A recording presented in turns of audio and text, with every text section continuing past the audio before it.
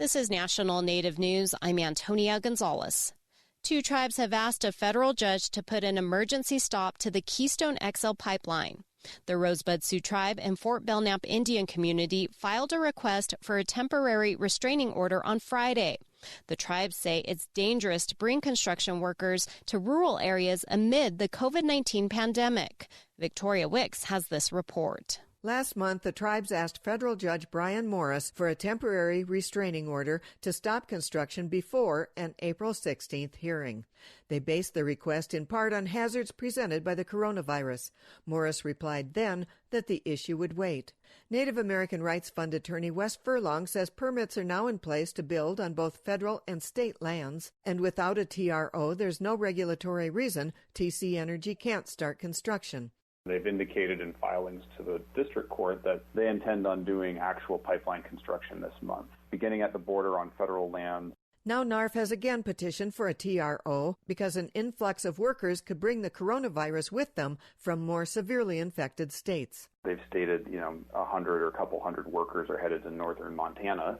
At least 90%, if not most or all of them, are not local. Furlong says workers will stay in local motels and access local services. TC has noted in briefs that the construction won't occur on tribal land, but Furlong says tribal members also live and work in off-reservation communities and are vulnerable to infection. Rural and tribal healthcare facilities are notoriously underfunded, understaffed, don't have the beds and the capacity to be able to provide certain essential and basic healthcare to their communities.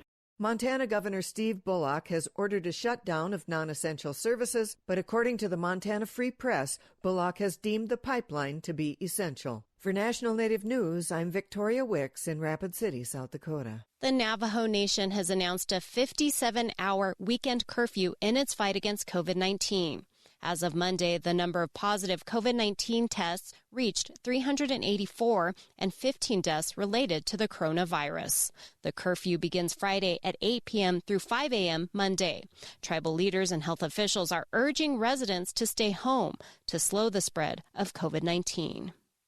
Former Lieutenant Governor of Alaska, Valerie Davidson, has stepped into another leadership role, becoming the first female president of Alaska Pacific University. KNBA's Tripp Krause talks with Davidson about her early background in education and hopes for the university's future.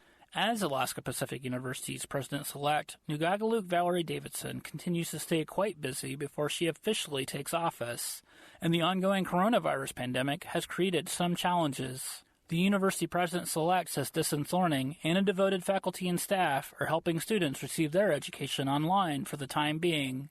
She shares her optimism for the university and the state to answer the challenges ahead when facing COVID-19. While we may be in uncertain times, we are not uncertain people, and we can do this.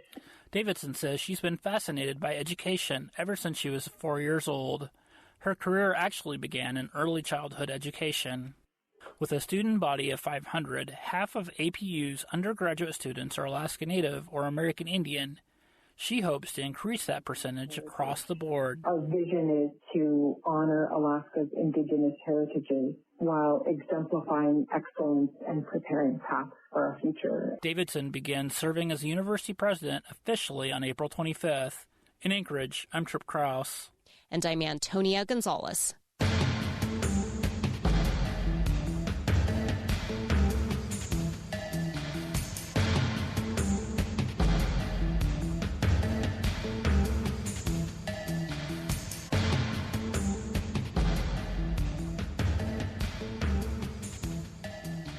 National Native News is produced by Kawanak Broadcast Corporation with funding by the Corporation for Public Broadcasting. Support by the Sonosky Chambers Law Firm, championing tribal sovereignty and defending Native American rights since 1976, with offices in Washington, D.C., New Mexico, California, and Alaska. For Native Americans affected by domestic violence, the Strong Hearts Native Helpline offers peer-to-peer support and resources. It's safe, confidential, and toll-free at 844-7-NATIVE. Program support by the National Indigenous Women's Resource Center.